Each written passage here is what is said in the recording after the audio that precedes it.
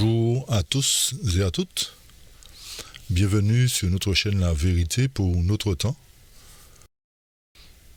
Soyez richement bénis dans le nom de Jésus-Christ notre Seigneur. Une fois n'est pas coutume, notre étude sera sur le mariage, le divorce et le remariage. Ceci fait suite à une question posée sur notre plateforme d'études Zoom et nous avons jugé bon de partager avec vous ce sujet qui nous semble suffisamment important pour le considérer. Pourquoi ? Parce que il se trouve que dans nos églises aujourd'hui, ainsi que dans le monde, il y a un certain laisser-aller quant au divorce et au remariage. Nous avons l'impression que tout le monde peut divorcer, se remarier pour n'importe quel motif. Et tout cela nous montre que en fait, nous sommes mal instruits sur ce sujet. Au point que nos dirigeants, justement, et même à l'époque de Jésus, les Juifs et les pharisiens, les scribes qui étaient là, ont amené les gens à divorcer pour n'importe quoi et se remarier aussi sans tenir compte des ordonnances de Dieu. Et c'est pour cette raison que Jésus est venu pour rétablir toutes choses, rétablir la vérité dans son ensemble. Et ce qu'il faut retenir, c'est que le concept de Satan aujourd'hui, et depuis qu'il est descendu sur terre, c'est de nous amener à déshonorer l'Éternel. Et une fois que nous sommes parvenus à cela, il se réjouit. Par conséquent, notre objectif aujourd'hui dans ce sujet et dans les temps que nous vivons, c'est de revenir à un enseignement pur de la parole de Dieu, dans le but de mettre un point d'arrêt à ce déshonneur ou encore à cet affront que nous faisons à l'Éternel. Et ainsi revenir à ce que nous dit la parole. Si on ne parle pas ainsi, il n'y a pas de roi pour le peuple.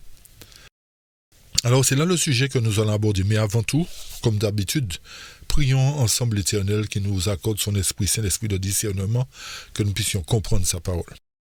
Père éternel, nous voilà prosternés devant toi pour te remercier pour la vie, l'opportunité que tu nous donnes de te connaître et de pouvoir étudier ta parole. Nous te demandons pardon de nos transgressions, de nos fautes et nous réclamons de toi l'assistance de ton Saint-Esprit qui nous conduise dans toute la vérité, qui nous fortifie, qui nous forme pour ton service et nous aide à marcher dans la vérité. Fais-nous grâce et miséricorde et bénis-nous tous, ce sont là les grâces que nous te réclamons au nom de Jésus-Christ, ton Fils, et pour ta gloire éternelle. Amen. Amen. Voilà, chers amis, un sujet qui est plus qu'important aujourd'hui. Donc, notre but n'est pas de juger ou de pointer le doigt sur quiconque, mais simplement de nous aider à reconsidérer nos voies, à considérer en profondeur la parole de Dieu. Et comme nous le voyons de plus en plus, l'ennemi, comme nous l'avions dit, est là pour nous faire pécher, pour nous amener à être perdus, alors que Dieu veut que nous soyons sauvés. Et le seul moyen d'y parvenir, c'est de nous conformer à la parole de Dieu. Donc, nous allons remettre la parole de Dieu au centre de la chose, au centre du mariage, pour nous amener à comprendre justement que beaucoup de mariages qui se sont faits, qui se font et qui se feront encore sans consulter véritablement la parole de Dieu et sans que les responsables donnent la véritable signification du mariage, nous amenons beaucoup de personnes à être perdues. C'est vrai que Dieu tient compte des temps d'ignorance, mais il est vrai aussi que pour la plupart des dirigeants, ils doivent être des enseignants aguerris dans ce domaine qu'est le mariage. Et ils seront tenus responsables du fait qu'ils n'ont pas apporté suffisamment d'éclaircissement sur, par exemple, le divorce et le remariage. Et ils se permettent de remarier à tout va, sans apporter les précisions quant à ce que Dieu attend de chacun de nous. Et vu que nous arrivons au temps de la fin, l'Éternel ne veut pas que son peuple reste dans l'ignorance. Malgré les temps d'ignorance dont Dieu tient compte, l'Éternel ne nous amène pas à être ignorants toute notre vie. L'Éternel veut que nous puissions sonder pour nous-mêmes sa parole. C'est pour cette raison qu'à un moment donné, il va nous demander compte du fait que nous n'avons pas cherché pour nous-mêmes à connaître la vérité, bien entendu sur ce sujet, mais aussi d'une manière générale. Et c'est là notre problème aujourd'hui, c'est que nous avons tendance à ne plus chercher pour nous-mêmes, mais à nous laisser nourrir par certaines personnes et nous nous contentons simplement de ce qui nous est donné et nous n'allons pas chercher plus loin. Malheureusement, cela nous conduit à notre perte éternelle. C'est pour cette raison que, encore une fois, nous nous permettons de toucher ce sujet, de présenter ce sujet afin que les choses soient claires désormais et qu'aucun des enfants de Dieu ne tombe dans des travers. Sous prétexte que c'est le mariage, c'est quelque chose qui vient de Dieu, alors nous pouvons nous remarier comme nous voulons. Non, chers amis. Il y a un principe à respecter, nous allons présenter ce principe aujourd'hui. D'où ces différentes questions. Si en étant marié, je commets un adultère et que je viens à divorcer, puis-je me remarier? Première question. Deuxième question, puis-je divorcer pour n'importe quel motif? Par exemple, pour incompatibilité de caractère. Troisième question, puis-je divorcer si mon mari me fait violence? Voilà en fait en gros les questions auxquelles nous répondrons. Bien sûr, il y a d'autres points que nous toucherons. Ces questions sont importantes. Donc par la grâce de Dieu, nous allons développer le sujet pour amener les réponses à ces différentes questions. Pour commencer, nous retournerons à la genèse des choses, chers amis, au moment où l'Éternel a institué le mariage. Et rappelez-vous que dans Genèse chapitre 1, l'Éternel a créé l'homme à son image. Et il a créé l'homme dans le but de croître, de multiplier, de remplir la terre. Et il se trouve dans Genèse 2 que l'Éternel a créé aussi la femme à partir de l'homme, d'une côte de l'homme, nous dit la Bible. Et nous voyons que c'est à ce moment-là, en fait, qu'a pris naissance, on va dire, le mariage, c'est-à-dire le fait qu'un homme et une femme puissent vivre ensemble, puisque dans le même chapitre de Genèse 2, au verset 24, il dit « C'est pourquoi l'homme quittera son père et sa mère, et s'attachera à sa femme, et ils deviendront une seule chair. » Donc, par conséquent, étant une seule chair, chers amis, vous ne pouvez pas vous diviser en deux. Vous comprenez, la notion de seule chair montre que nous ne pouvons pas nous diviser en deux. D'où, lorsque nous nous marions, c'est pour la vie. Comprenons bien le symbole. Une seule chair. Alors par conséquent, en ayant ce point de départ, logiquement, nous devrions comprendre que si nous nous marions, ce n'est pas pour nous séparer, mais c'est pour la vie. C'est pour la vie. Et c'est ce que nous disons en principe. Mais il suffit qu'il y ait un problème, qu'il y ait une incompatibilité de caractère ou bien qu'un des partenaires change, qu'on veuille déjà divorcer, qu'on ne supporte plus, on ne se supporte plus, on ne tolère plus certaines choses, chers amis. Mais nous verrons en profondeur ce que nous dit justement cette parole, la parole de Dieu. À partir de cela, nous faisons un bond dans le Nouveau Testament au moment où les pharisiens abordèrent Jésus et lui posèrent cette question concernant le mariage. Et nous allons dans Matthieu 19 pour cela à partir du verset 3. Le texte nous dit ceci. Les pharisiens l'abordèrent et dirent pour l'éprouver, « Est-il permis à un homme de répudier sa femme pour un motif quelconque ?» Il répondit, « N'avez-vous pas lu que le Créateur, au commencement, fit l'homme et la femme ?» Donc l'Éternel ramène les pharisiens à la Genèse. Et qu'il dit, c'est pourquoi l'homme quittera son père et sa mère s'attachera à sa femme, et les deux deviendront une seule chair. Ainsi, ils ne sont plus deux, mais ils sont une seule chair. Que l'homme donc ne sépare pas ce que Dieu a joint. Pourquoi donc, lui dirent-ils, Moïse a-t-il prescrit de donner à la femme une lettre de divorce et de la répudier? Il leur répondit, c'est à cause de la dureté de votre cœur que Moïse vous a permis de répudier vos femmes. Au commencement, il n'en était pas ainsi. Mais je vous dis que celui qui répudie sa femme, sauf pour infidélité, et qui en épouse une autre, commet un adultère. Donc ici, l'Éternel remet les pendules à l'heure, chers amis. À la question des pharisiens, est-ce que c'est possible de répudier sa femme? L'Éternel dit déjà que les deux formeront une chair. C'est-à-dire qu'ils sont indivisibles. Et l'Éternel confirme que l'homme ne sépare pas ce que Dieu a joint. Donc, le mariage est une institution divine. Et lorsque Dieu unit, aucun homme ne doit dissoudre ce mariage ou, d'une manière générale, le mariage doit durer toute la vie. Toute la vie. Pourquoi aujourd'hui il y a tant de divorces, de remariages? C'est parce que nous n'avons pas compris les principes divins. Et quand nous poursuivons dans le texte, les pharisiens demandaient, mais pourquoi donc Moïse a-t-il prescrit de donner à sa femme une lettre de divorce ou de la répudier? L'Éternel leur dit, mais c'est pourquoi Moïse a fait ça? C'est à cause de votre caractère, de la dureté de votre cœur que Moïse a permis de répudier vos femmes. Mais il les ramène, en fait, à l'Éden. Il dit, au commencement, il n'en était pas ainsi. Et l'Éternel vient dire, voilà ce que je recommande à nouveau, voilà ce que je veux rétablir. Je vous dis, c'est l'Éternel qui parle, je vous dis que celui qui répudie sa femme, sauf pour infidélité, qui en épouse une autre, commet un adultère.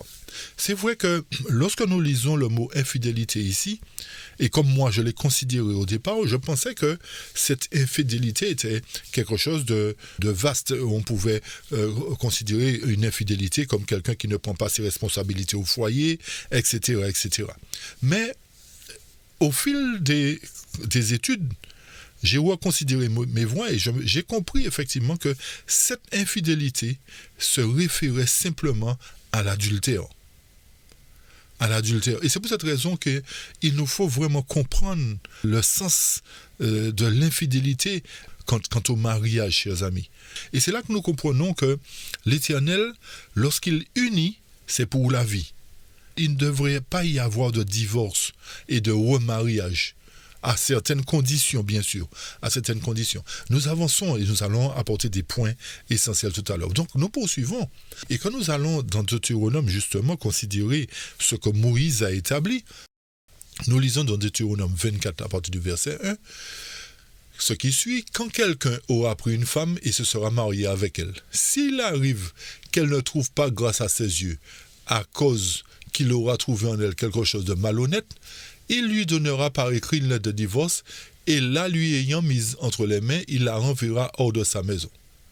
Et quand elle sera sortie de sa maison, et que, s'en étant allée, elle se sera mariée à un autre mari, si ce dernier mari la prend en haine et lui donne par écrit la lettre de divorce, et la lui met en main, et la envoie dans sa maison, que ce dernier mari qu'il avait prise pour sa femme meurt, alors son premier mari qu'il avait envoyé ne pourra pas la reprendre pour sa femme, après avoir causé qu'elle s'est souillée, car c'est une abomination devant l'Éternel. Ainsi tu ne chargeras point de péché le pays que l'Éternel ton Dieu te donne en héritage. Voilà un cas spécial. Un cas où, par 2 fois, une femme divorce de son mari. Disons, le mari donne une lettre de divorce à sa femme. Et que, dans le deuxième cas, le mari vient à décéder. Et que la femme veuille revenir avec le premier mari. Le texte nous fait comprendre que cette femme-là, bien que son deuxième mari soit mort, mais elle ne pourra pas revenir avec le premier mari. Pourquoi? Parce que le premier mari l'a incité à se souiller. Pourquoi? Parce que le motif n'était pas l'adultère. Vous nous suivez, chers amis? Le motif n'était pas l'adultère. Le texte nous a dit, et s'il arrive qu'elle ne trouve pas grâce devant ses yeux à cause qu'il aura trouvé en elle quelque chose de malhonnête, c'est pas une notion de divorce, chers amis. Vous comprenez bien? Donc le prétexte peut être n'importe quoi pour divorcer. Qu'elle avait un trop gros ventre, des choses de ce genre, vous voyez? Des choses bêtes en fait. Mais pas la cause réelle. Pas la cause réelle. Moïse, à travers la parole, nous montre dans ce contexte que s'il n'y avait pas motif d'adultère au départ et que le mari ait donné à sa femme une lettre de divorce, ce mari-là envoie sa femme à commettre un adultère. Et s'étant remariée, cette femme,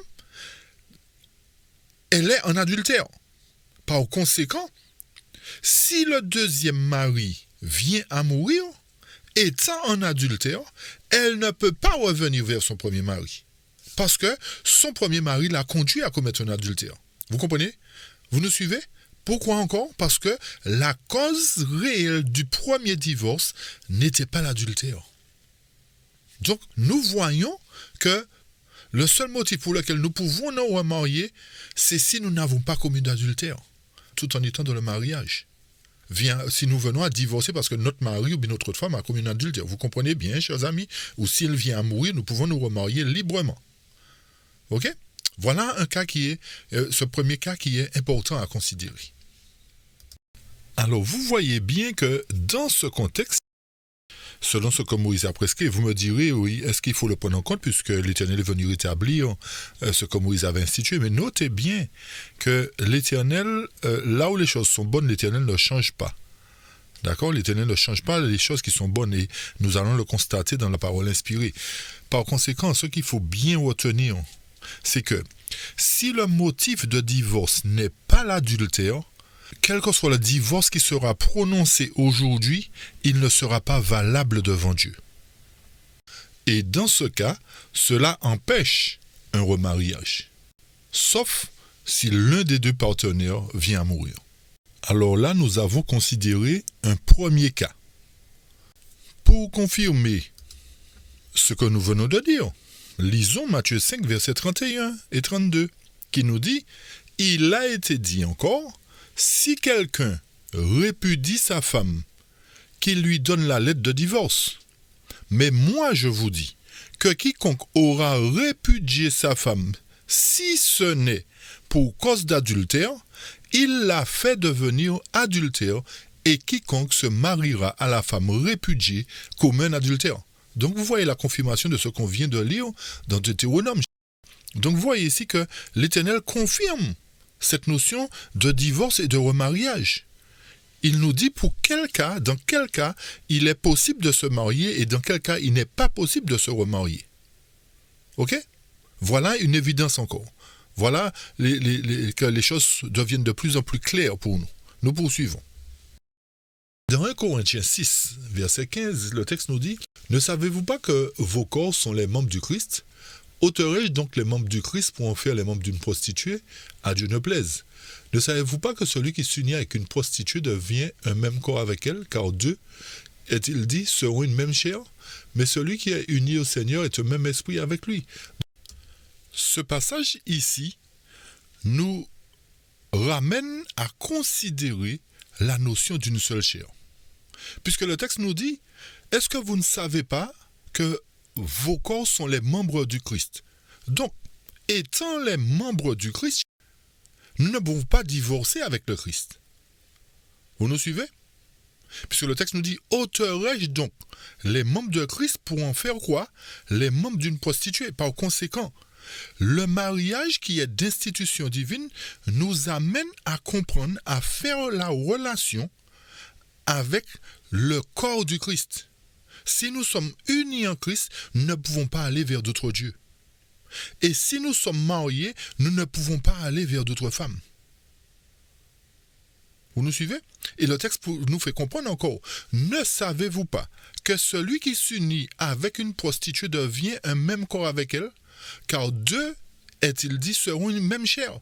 Par conséquent, lorsque nous sommes mariés, voilà encore une évidence claire et nette, chers amis. Lorsque nous nous marions, nous le faisons pour la vie. En brisant les liens du mariage et en allant commettre un adultère, c'est comme si nous allions vers une prostituée. Comprenons bien le texte, chers amis. Et c'est pour cette raison que l'Éternel parle d'une seule chair. Revoyez bien la notion de membre du Christ. Nous sommes un avec le Christ. Donc nous sommes indivisibles lorsque nous faisons corps avec le Christ. C'est pareil pour le mariage. Par conséquent, nous voyons que tous les motifs qui sont énumérés aujourd'hui comme incompatibilité de caractère ou toutes sortes de choses qui convergent autour de ce point-là, ne peuvent être pris en compte comme étant un motif de divorce, chers amis. Il faut bien comprendre la parole de Dieu. Et c'est pour cette raison qu'il y a une abomination qui règne au sein de l'Église aujourd'hui, parce qu'on autorise une femme ou un homme dans le foyer duquel il y a des tensions régulières, on invite ces gens-là à divorcer, alors que ça ne doit pas être le cas. À la limite, on devrait provoquer une séparation, mais pas un divorce, jusqu'à ce que les choses se rétablissent ou que les uns ou les autres changent. Mais le problème aujourd'hui, on amène tout le temps, on amène les gens à divorcer et ceci consiste une abomination aux yeux de Dieu, chers amis. Et ces gens-là qui sont divorcés, effectivement, ne voulant pas rester seuls, vont chercher à se remarier et les responsables qui ne cherchent pas à connaître la vie des gens, pas pour les juger, mais pour les aider à ne pas commettre encore un autre impair, se permettent de remarier, et tout ceci crée effectivement un déshonneur pour Dieu et amène sur la communauté le déplaisir de Dieu. Vous voyez? Donc, analysons bien les choses, comprenons bien que si nous devons nous marier maintenant, si des jeunes veulent se marier maintenant, apprenez à connaître correctement votre partenaire. C'est-à-dire, allez voir les parents, demandez aux parents comment est un tel, comment ceci, comment cela, avant de regarder au visage simplement ou au corps. Parce qu'on aime regarder à ce qui frappe les yeux, mais on ne voit pas ce qui est à l'intérieur le plus souvent. Et c'est ce qui fait défaut aujourd'hui. Et c'est pour cette raison qu'il y a plein de ruptures. Et c'est ce que le diable demande en fait. Et le diable nous amène justement à ne pas comprendre correctement le contexte dans lequel nous pouvons divorcer et nous amène au déplaisir de Dieu totalement. Vous voyez? Et quand vous lisez correctement la parole de Dieu, l'Éternel nous dit que dans ces cas, il faut apprendre à s'écouter. Il faut apprendre à faire des compromis. Il faut apprendre à avoir de l'amour les uns pour les autres. Tout ceci, lorsqu'il y a incompatibilité, il faut avant le mariage, nous puissions apprendre à connaître les gens. Alors, connaître les gens, c'est pas aller coucher avec eux directement, chers amis, c'est pas ça, mais apprendre, côtoyer la maman, côtoyer le papa, dire comment elle est au foyer, concernant le fils, comment il est, est-ce qu'il est travailleur, est-ce que ceci. Donc, le plus souvent, nous regardons à la beauté. Et nous voulons nous marier à tout prix parce qu'elle est belle. Mais le jour où elle a un accident, nous ne voulons plus d'elle parce qu'elle est sur un fauteuil roulant, ou lui, peu importe. Ou le jour où elle se montre telle qu'elle est, ah non, je ne t'avais pas connue comme ça, donc je divorce. Donc tout ceci pour nous dire qu'il nous faut apprendre à connaître les gens. Et trop souvent, nous nous marions sans nous connaître. Nous nous marions parce que le critère, c'est la beauté. C'est la beauté. Ah, tu étais bien honte, je te voulais comme ça, etc., etc. Et quand vous demandez à quelqu'un, par exemple, pourquoi tu te maries avec un tel? Ah, parce qu'elle est belle. Ah, parce qu'elle est ceci. Et le jour où elle a un accident, elle n'est plus belle comme vous l'aviez vu, alors vous la laissez tomber alors. Vous comprenez la situation, chers amis? Et tout ça pour nous montrer que nous n'avons pas compris le sens du mariage. Et tout ça pour nous montrer que si nous avions compris véritablement le mariage, il n'y aurait pas eu tout ça de divorce, chers amis. Il n'y aurait pas eu tout ça de divorce. Et quand nous poursuivons, dans Marc 10, au verset 2 et suivant, le texte nous dit « Alors des pharisiens », alors c'est un peu la réplique de Matthieu 19 que nous avons lu, mais avec des points supplémentaires. Le texte nous dit « Alors des pharisiens vinrent à lui et pour l'éprouver lui demandèrent « Est-il permis à un homme de répudier sa femme ?» Il répondit et leur dit « Qu'est-ce que Moïse vous a commandé ?» Ils dirent « Moïse a permis d'écrire la lettre de divorce et de répudier ainsi sa femme. » Et Jésus répondit leur dit « Il vous a donné ce commandement à cause de la dureté de votre cœur. » Donc c'est ce que ça rejoint Matthieu 19, ok? Mais au commencement de la création, Dieu fit un homme et une femme. C'est pourquoi l'homme laissera son père et sa mère et s'attachera à sa femme. Et les deux seront une seule chair. Ainsi, ils ne seront plus deux, mais une seule chair. Que l'homme donc ne sépare pas ce que Dieu a joint. Et voilà ce qui est un petit peu supplémentaire dans Marc 10, comparativement à Matthieu 19. Puisque ses disciples interrogeaient encore sur cela, même dans la maison, il leur dit « Quiconque laissera sa femme et se mariera à une autre, il commet un adultère contre elle. » Et voilà encore des points chers. Si nous laissons notre femme pour incompatibilité de caractère et que nous allons nous marier à quelqu'un d'autre, nous sommes en adultère devant Dieu. Pareillement, au verset 12, si la femme laisse son mari se marier à un autre, elle commet un adultère.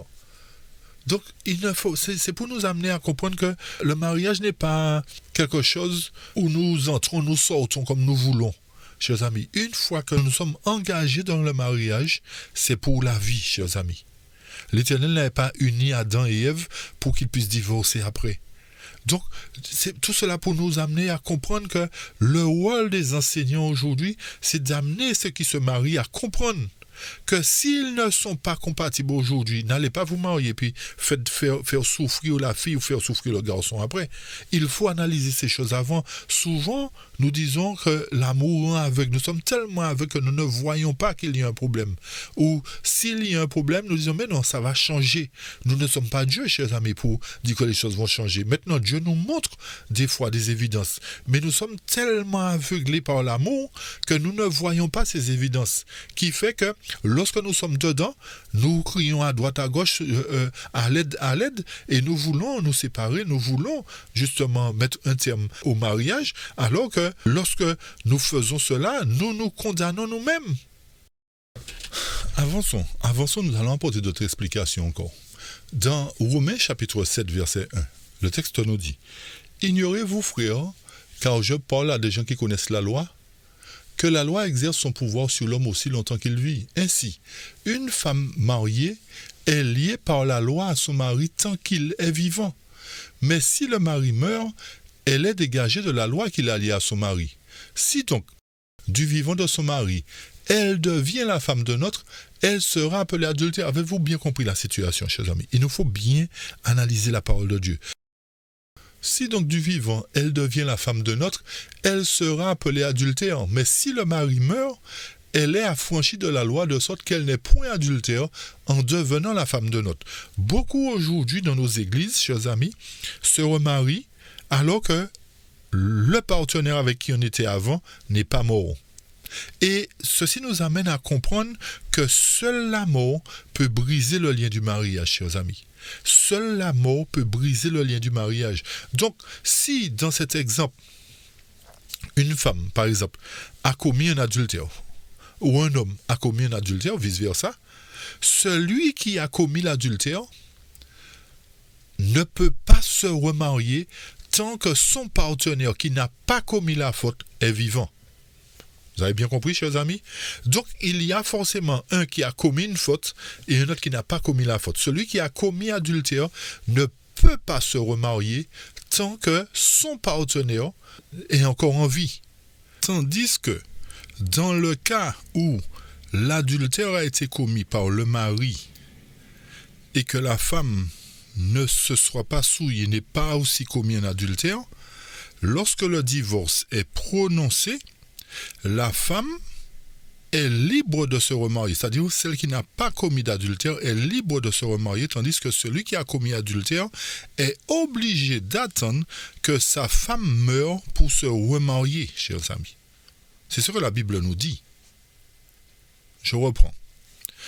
Dans le cas suivant où la femme ou l'homme commettent un adultère et que l'autre partenaire ne commette pas d'adultère, lorsque le divorce est prononcé, le seul ou la seule en mesure de se marier est celui qui n'a pas commis de faute. L'autre qui a commis la faute ne peut pas se marier tant que celui qui est innocent est encore en vie. C'est Dieu qui l'a institué comme ça, chers amis. N'allez pas me demander pourquoi. C'est Dieu qui l'a institué comme ça. Tout ceci pour nous montrer que beaucoup de remariages ont été soi-disant bénis, mais c'est plus une malédiction. Parce que l'autre partenaire est toujours en vie. Et c'est la seule chose qui libère les deux partenaires, c'est la mort. Maintenant, n'allez pas tuer quelqu'un d'autre pour dire, bon ben, je suis libéré. Maintenant, n'allez pas payer un tueur à gage pour tuer votre partenaire parce que vous en avez accès avec lui, vous avez trouvé quelqu'un et puis vous vous remariez. Hein? D'accord? N'allez pas faire ce genre de choses. Vous allez attirer encore plus de malédictions sur vous. Et c'est vrai qu'aujourd'hui, il y a des familles recomposées, mais en fait, on prend le mariage comme, on amène le mariage à quelque chose de banal en fait. De banal. On a banalisé le mariage au point qu'on s'amuse à se marier, à se remarier, à divorcer, à se remarier comme ça. Et tout ceci est un horreur à l'Éternel. En fait, revenons dans Matthieu 5 pour montrer que nous pouvons commettre un adultère sans avoir couché avec quelqu'un, chers amis. Le texte nous dit au verset 27 de Matthieu 5, « Vous avez entendu qu'il a été dit aux anciens, tu ne commettras point d'adultère. Mais moi, je vous dis, c'est l'Éternel qui parle, hein, quiconque regarde une femme pour la convoiter a déjà commis dans son cœur un adultère avec elle. » C'est jamais, c'est chaud. C'est chaud, ça. Vous comprenez? Ça veut dire que vous n'avez pas droit, nous n'avons pas droit en tant qu'homme à regarder une femme pour dire j'aurais bien couché avec elle, j'aurais bien fait ceci avec elle, j'aurais bien fait cela avec elle. Donc, nous devons nous garder de péché, chers amis, d'une manière générale. Nous devons nous garder de péché. Maintenant, comme j'ai dit, l'Éternel tient compte des temps d'ignorance. Mais l'Éternel ne veut pas que nous soyons jusqu'à la fin dans l'ignorance. OK? L'Éternel dit que la vérité va nous affranchir, va nous sortir de l'ignorance. Donc, à un moment donné, il faut connaître la vérité et arrêter de pécher. Sinon, nous serons en abomination devant l'Éternel. OK? Alors, quelques textes avant de la Bible encore, avant de confirmer tout cela avec l'esprit de prophétie. Et Paul, on voit bien que Paul fait des recommandations dans 1 Corinthiens 7, dit au verset 3, que le mari rendra à sa femme ce qu'il lui doit et que la femme agisse de même envers son mari. C'est-à-dire quoi? C'est-à-dire que la femme, nous dit, le texte, n'a pas autorité sur son propre corps, mais c'est le mari. Et pareillement, le mari n'a pas autorité sur son propre corps, mais c'est la femme. Ceci voudrait dire que si, selon la Bible, chers amis, nous allons selon la Bible, si l'homme a envie de faire l'amour avec sa femme, la femme ne doit pas lui refuser, chers amis. La femme ne doit pas lui refuser. Et vice-versa, si la femme a envie de faire l'amour, l'homme ne doit pas lui refuser. Alors c'est vrai que dans le système actuel, aujourd'hui, dans notre système actuel, les femmes ont tendance à...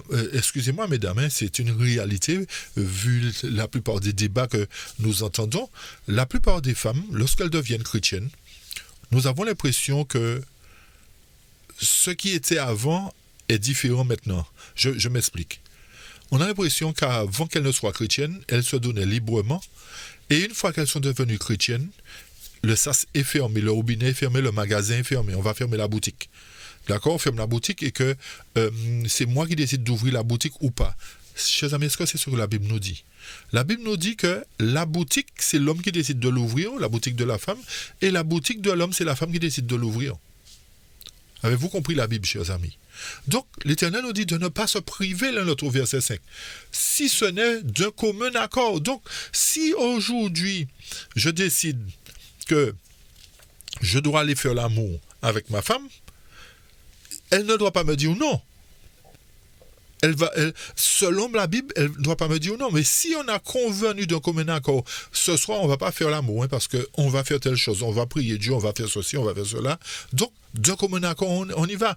Mais tout ça pour dire que, aujourd'hui,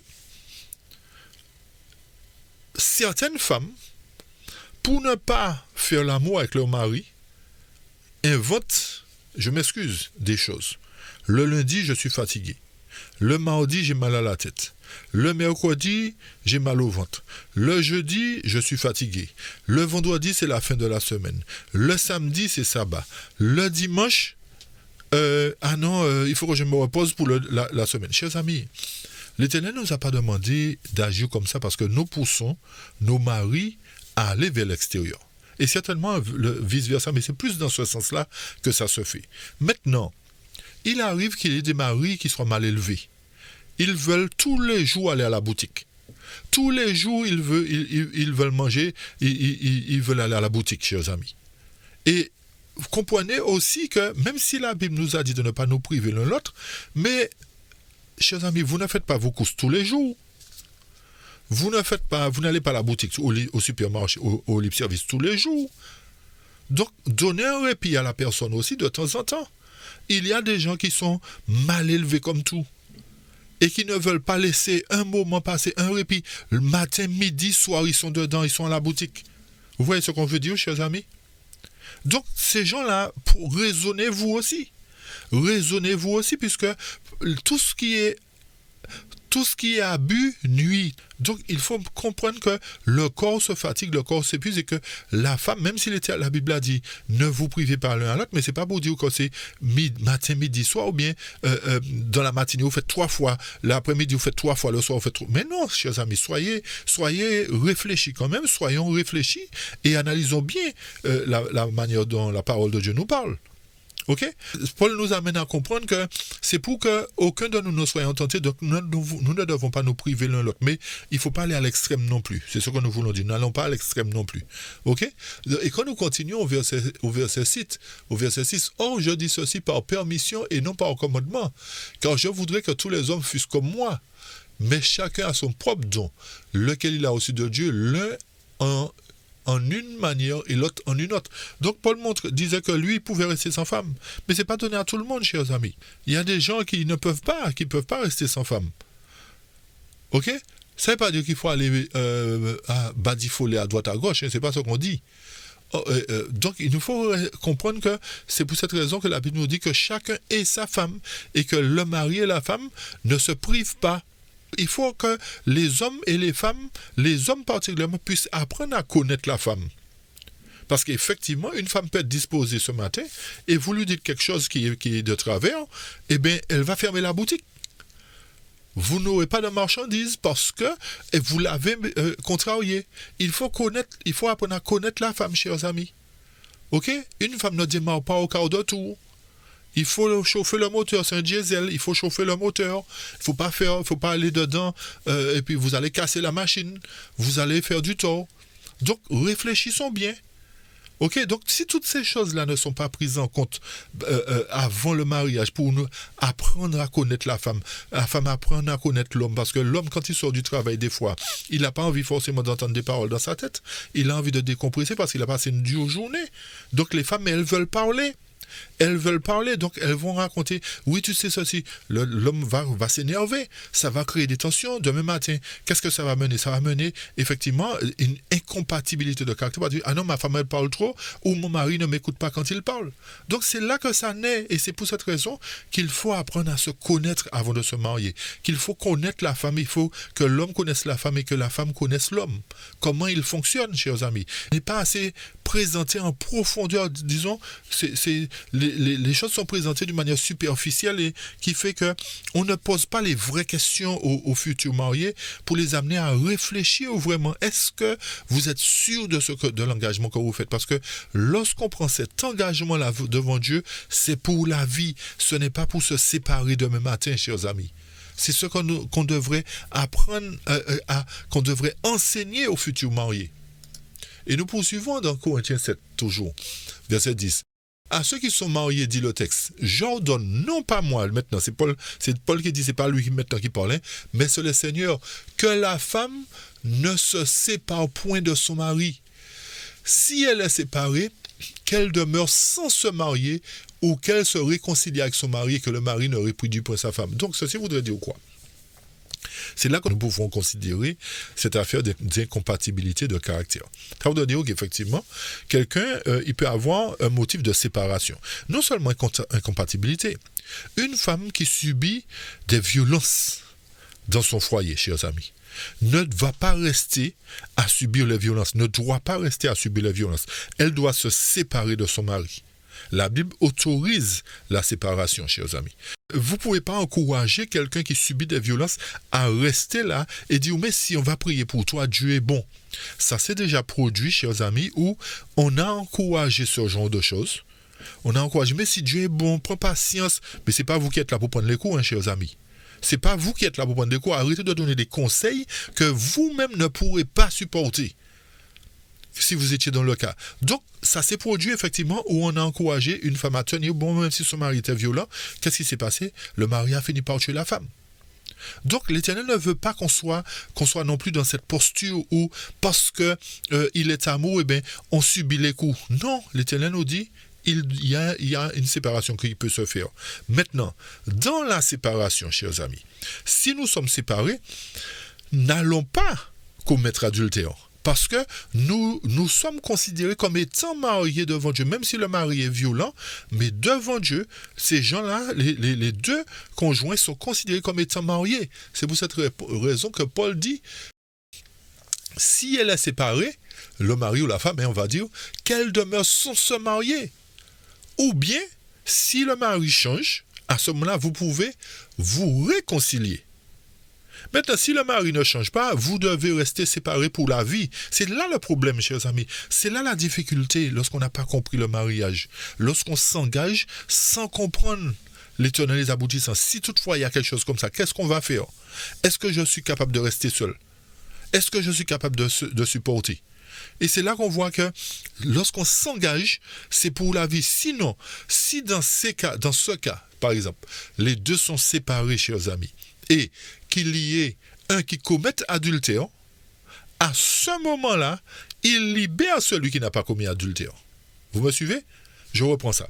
Si dans ce cas, par exemple, où il y a un mari violent et une femme qui subit les atrocités de son mari, et que les deux se séparent, si les deux restent sans connaître d'homme ou de femme vice-versa, ils peuvent, si le mari violent change, ils peuvent se remettre ensemble. Ça, c'est une bonne chose, parce qu'il n'y a pas de divorce prononcé. Il n'y a pas de divorce prononcé. Mais si, pendant cette séparation, l'un des deux conjoints, par exemple, la femme qui était battue, par exemple, trouve quelqu'un de tellement gentil qu'elle va tomber avec elle, avec cette personne, coucher avec elle.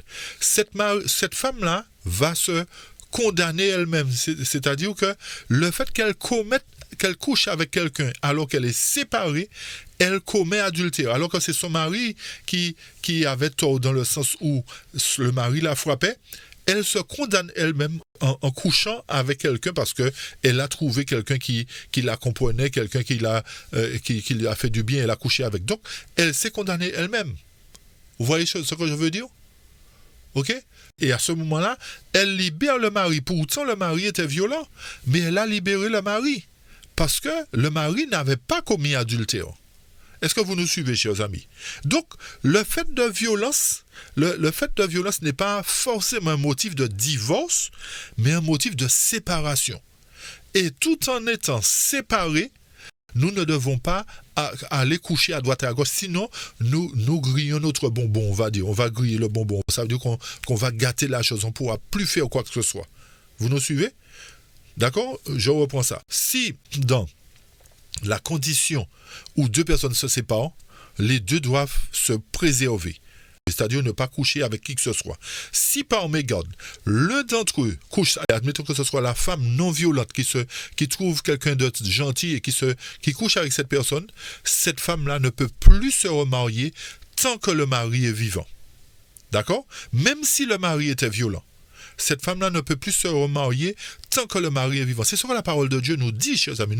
Nous présentons la parole de Dieu. Donc le mari est libre, pourtant c'est lui qui faisait violence, mais la femme l'a libéré en fait parce qu'elle a commis adultère. Elle a commis adultère. Donc l'adultère, c'est le seul motif de divorce. Maintenant, si la femme, elle commet adultère dans ce cas-là, lors d'une séparation, et que son mari change, son mari se convertit, son mari change, il connaît Dieu, il dit, je frappe ma femme, j'ai décidé de changer. Si maintenant, le mari décide de pardonner à sa femme, parce qu'il n'y avait pas encore de divorce prononcé, devant Dieu, il y a cause d'adultère. La femme a trompé son mari. Mais il n'y a pas de divorce prononcé. Et que le mari s'est converti. Le mari pardonne à sa femme, la femme reste avec son mari. Vous me suivez? Même si elle a couché avec quelqu'un, elle reste avec son mari parce que son mari étant converti, il a pardonné sa femme. Alors tout ceci nous amène à comprendre les différents cas. Ok? On poursuit au verset 12. Aux autres, ce n'est pas le Seigneur, c'est moi qui dis. Si un frère a une femme non croyante et qu'elle consent à habiter avec lui, qu'il ne la répudie point. Et si une femme a un mari non croyant et qu'il consent à habiter avec elle, qu'elle ne répudie point son mari. Car le mari non-croyant est sanctifié par la femme, et la femme non-croyante est sanctifiée par le frère. Autrement, vos enfants seront impurs, tandis que maintenant, ils sont saints. Si le non-croyant se sépare, qu'il se sépare. Le frère ou la sœur ne sont point liés dans ce cas. Vous avez compris? Si vous êtes avec un mari non-croyant, que le mari veut partir, vous n'êtes point liés, vous êtes libre de vous remarier à ce moment-là. Parce que vous êtes avec quelqu'un de non-croyant. Maintenant, si le non-croyant veut rester avec vous, tout en sachant que vous êtes croyant, vous le gardez, il n'y a pas de souci. Dieu prend en compte cela. Mais si le non-croyant vient à partir, vous êtes libre parce que vous n'êtes pas engagé devant Dieu. Donc Dieu nous a appelés à vivre en paix. Car que sais-tu, femme, si tu sauveras ton mari, ou que sais-tu, mari, si tu sauveras ta femme? Donc voilà encore différents exemples, chers amis. Nous allons prendre un dernier, nous allons poursuivre au verset 26. Le chapitre 7 de Corinthiens est très important à considérer. Au verset 26, il nous est dit, « Voici donc ce que j'estime bon, à cause des temps difficiles qui s'approchent. Il est bon à un homme d'être ainsi. Es-tu lié à une femme? Ne cherche pas à rompre ce lien. N'es-tu pas lié à une femme? Ne cherche pas une femme. Si tu t'es marié, tu n'as point péché. Et si la Vierge s'est mariée, elle n'a point péché. Mais ces personnes auront des tribulations dans la chair.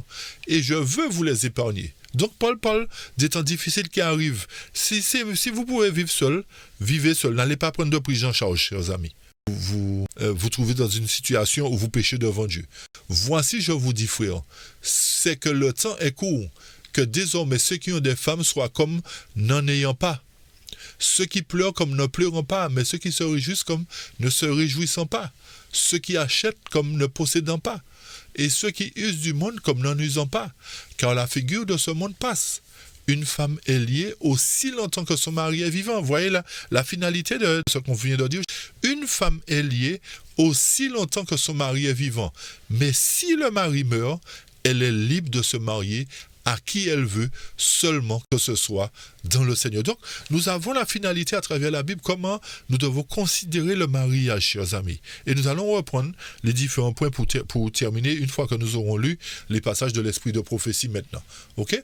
Alors, dans Foyer chrétien, au chapitre 56, à la page 327, il nous est dit ceci. Jésus a redressé certaines idées fausses sur le mariage. Okay? C'est pour cette raison que Jésus est venu pour établir la vérité.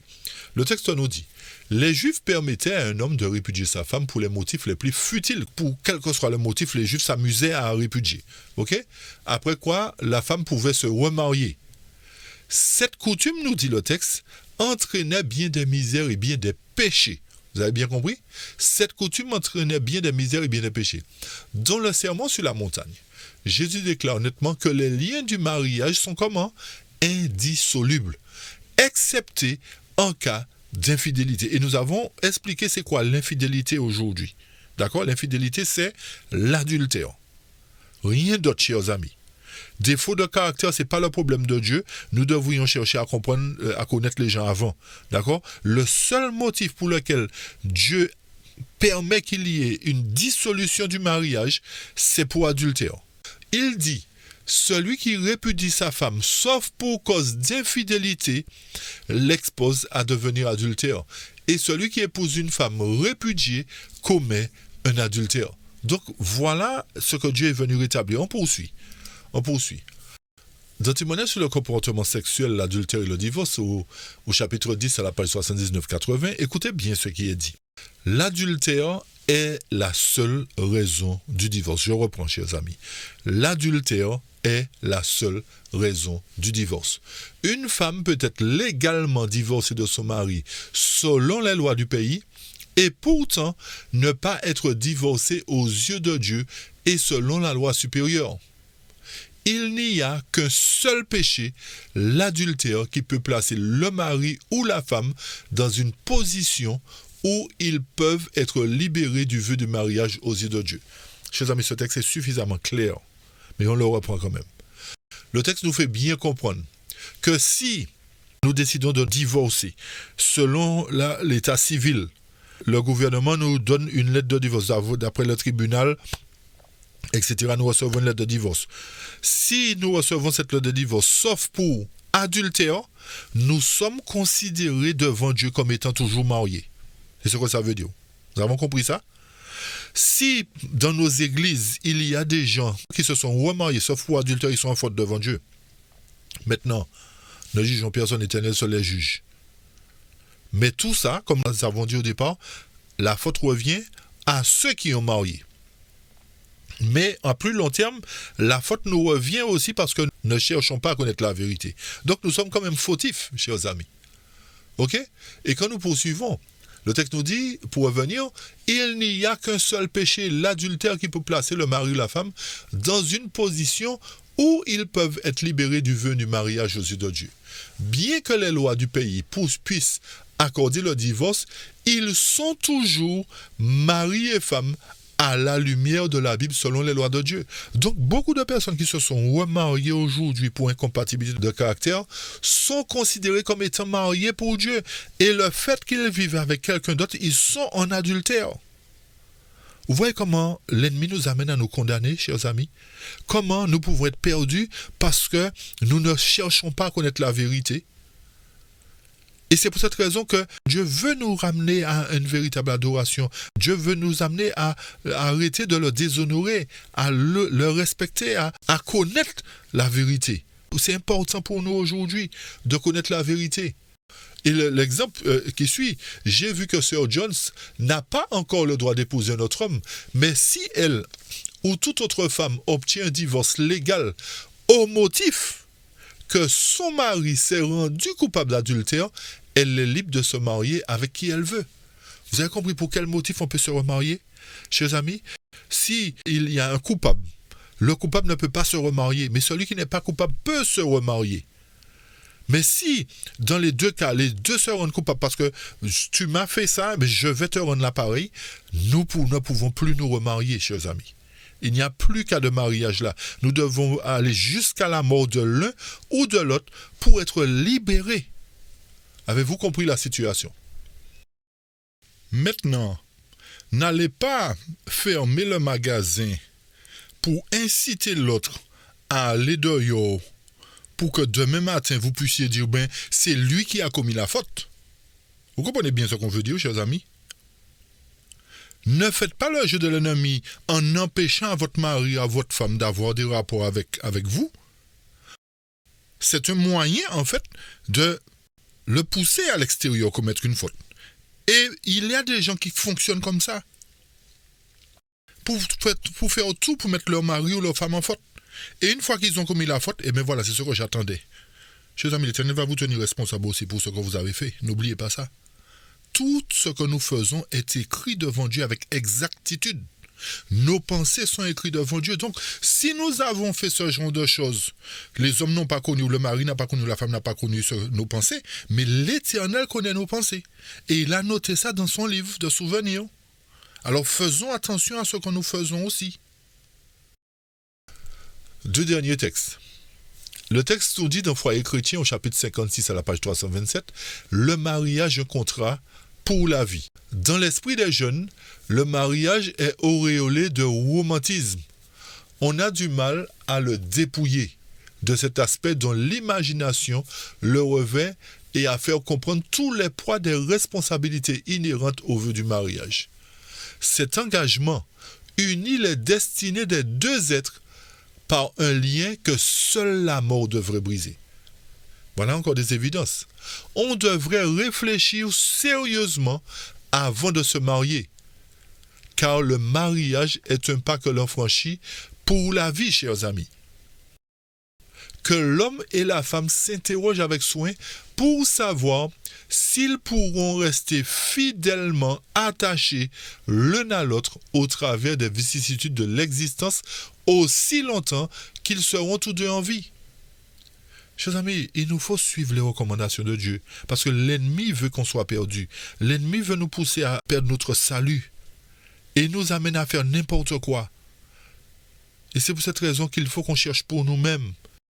Et nous allons prendre le dernier exemple, c'est l'exemple de David. Pourquoi l'exemple de David? En fait, cet exemple-là va nous amener à considérer que un homme qui a plusieurs femmes n'est pas dans le plan de Dieu forcément. Même si Dieu tolère, mais Dieu n'accepte pas. C'est vrai qu'il y a beaucoup d'hommes qui ont eu des femmes dans la Bible. Mais si vous remontez à la Genèse, Dieu n'a pas dit à Adam, tu auras plusieurs femmes. Il a créé qu'une femme. Les hommes ont fait ce qu'ils voulaient. Tout ceci, comme je dis, c'est pas que Dieu avait accepté. Dieu a toléré. Dieu tolère des choses. Mais Dieu n'accepte pas forcément. Et l'exemple de David va nous montrer ceci, chers amis. Dans Patriarche et Prophète, chapitre 65, magnanimité de David. Le jugement faussé par les coutumes des nations de son temps. David, qui avait déjà une femme, épousa plus tard Abigail. Donc, le texte commence à nous dire que le jugement de David était faussé par quoi, chers amis? Par les coutumes des nations de son temps. Et étant faussé, justement, David va se dire, mais il n'y a pas de souci, puisque c'est la coutume chez nous, donc je peux me marier avec une autre femme, alors que je suis déjà marié. Donc, c'est pour nous dire, chers amis, que la parole de Dieu nous signale que l'Éternel peut tolérer des choses, mais il ne l'accepte pas. Et écoutez la suite. Des hommes de Dieu, grands par leur caractère, on ne parle pas de David là, on parle des hommes de Dieu, on parle de Salomon par exemple, etc. D'accord? Un exemple pour montrer. Des hommes de Dieu, grands par leur caractère, se laissent gagner parfois, par quoi? Par les pratiques du monde. Maintenant, on revient sur David. En ce qui concerne David, les conséquences amères de sa polygamie se firent douloureusement sentir durant toute sa vie. Par conséquent, nous devons comprendre que l'Éternel nous a donné une seule femme, comme au jardin d'Éden. Il a donné à Adam une femme. Nous devons garder une femme. Nous ne devons pas avoir 10 000 femmes, chers amis. Ceci n'est pas dans le plan de Dieu. Il y a des choses qu'il tolère mais qu'il n'accepte pas. Sinon, nous allons subir les conséquences. Alors, notre but aujourd'hui, c'est de marcher dans la vérité. Et nous allons revenir sur... Nous allons faire un résumé de tous les points que nous avons touchés. Premier point. Si deux personnes sont mariées, que l'un commet adultère et que l'autre n'en commette pas, celui qui a commis adultère ne peut pas se remarier tant que son partenaire n'est pas mort. Maintenant, le partenaire qui n'a pas commis adultère peut se remarier parce qu'il n'est pas en faute. Vous avez compris? Maintenant, dans le deuxième cas, si l'un des partenaires vient à commettre adultère, ils seront coupables, comme vous l'avez compris. Il ne peut pas se remarier. Et si l'autre décide de lui rendre l'appareil, les deux sont coupables. Ce qui revient à dire que si les deux ont commis la même faute d'adultère dans le mariage, les deux ne peuvent pas se remarier tant qu'ils sont vivants. Si l'un d'entre eux, les deux, vient à mourir, à ce moment-là, celui, même s'il avait commis adultère, il est libre, parce qu'il n'est plus dans la notion du mariage. Donc, il pourra se remarier à un moment donné. Vous nous suivez? N'oubliez pas que c'est la mort qui brise totalement le lien. La mort. OK? Ceci pour maintenant pour incompatibilité de caractère. Si, dans un mariage, deux personnes, par exemple, le mari tabasse la femme, il y a motif de séparation, mais pas de divorce. Pourquoi? Parce que le seul cas devant Dieu où il y a un divorce prononcé, c'est dans le cas de l'adultère. Mais vous pouvez vous séparer. Mais en se séparant, l'un ou l'autre ne doit pas aller commettre un adultère. Sinon, il se condamne lui-même. Vous nous suivez? Je précise une chose. Tant que le divorce n'est pas prononcé, chers amis, vous pouvez rester ensemble. Si l'un ou l'autre vous pardonnez. D'accord? Mais si dans les deux cas, l'un demande le divorce, là, celui qui est en faute ne peut plus se remarier, tandis que celui qui n'est pas en faute peut se remarier. Vous me suivez? Troisième cas. Si dans le couple, un divorce est prononcé et que ça ne soit pas pour adultère et que l'un des partenaires aille se remarier, ceci n'est pas valable devant Dieu. Et que dans cette même lignée, cette personne qui s'est remariée perd son conjoint dans ce deuxième mariage et veut revenir avec son premier mari, c'est une abomination pour Dieu. Vous voyez la situation? Donc c'est pour cette raison que nous ne pouvons pas faire n'importe quoi dans le mariage. Nous amuser à nous marier, à nous remarier, à cracher sur ce que nous avons laissé revenir dessus, etc. Vous comprenez? Donc le mariage, il faut bien le comprendre pour ne pas être en faute devant Dieu. Pour ne pas être en abomination devant Dieu. Et pour terminer, je vais toucher un point. Pour faire la différence entre l'adultère et la fornication.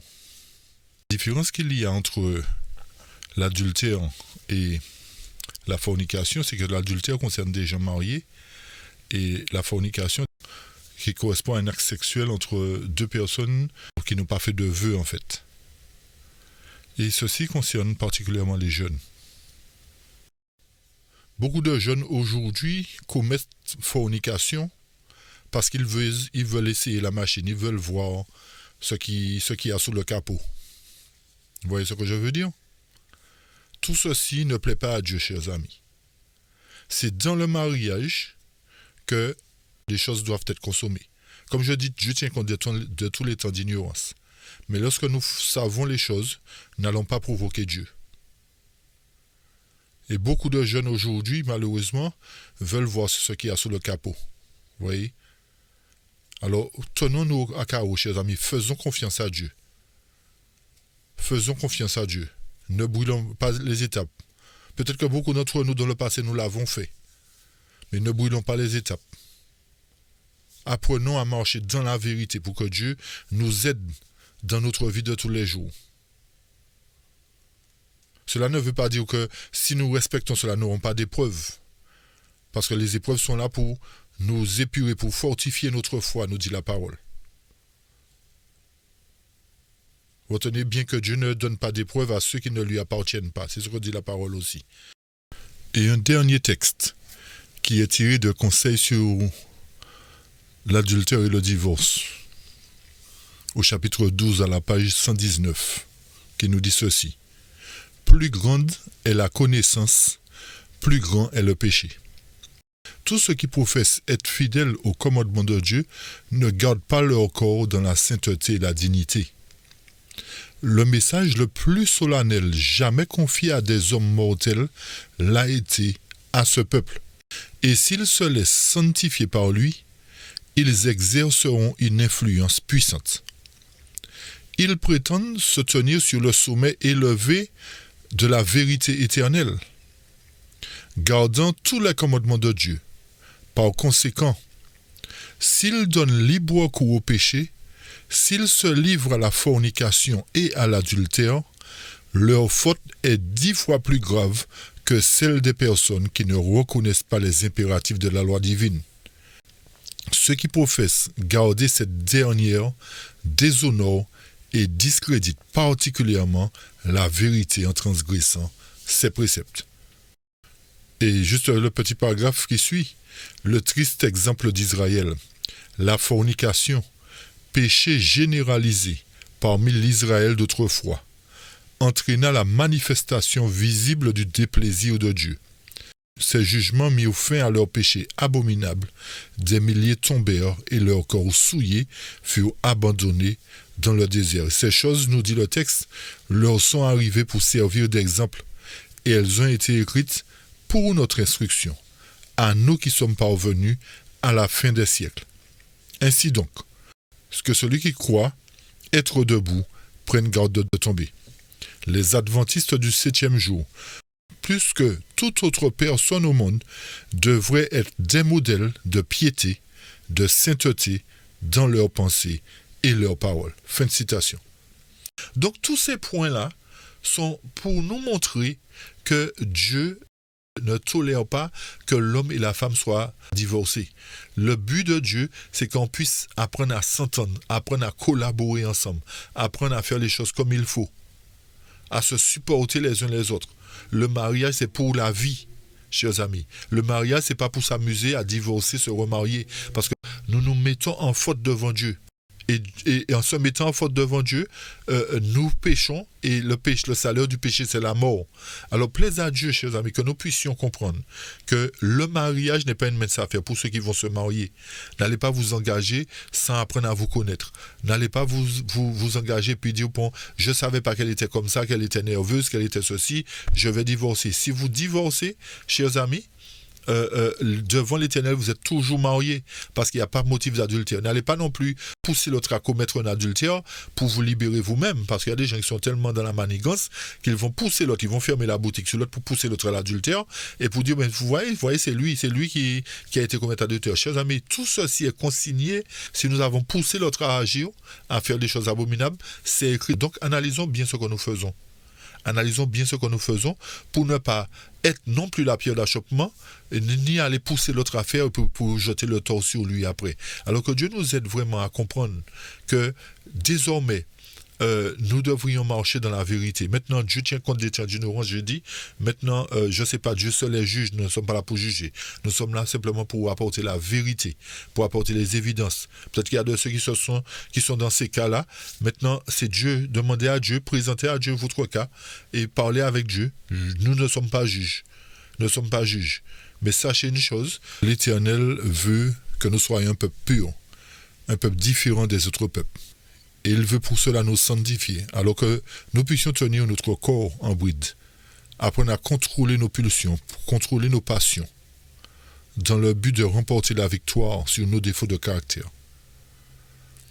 Et que nous soyons véritablement en bénédiction aux autres, et non pas un déshonneur pour Dieu. Mais à partir de maintenant, la vérité est présentée. Respectons la vérité, respectons Dieu, afin qu'il nous respecte et nous honore aussi.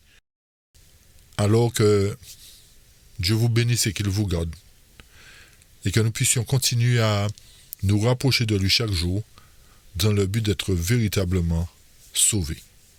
Je vous remercie de votre écoute, chers amis, et que Dieu vous bénisse pleinement. Nous vous donnons rendez-vous une prochaine étude. Alors, bien entendu, juste avant, n'oubliez pas de partager. N'oubliez pas de vous abonner aussi, chers amis, à notre chaîne La Vérité pour notre temps. Une fois de plus, soyez bénis et nous vous disons à bientôt. Amen.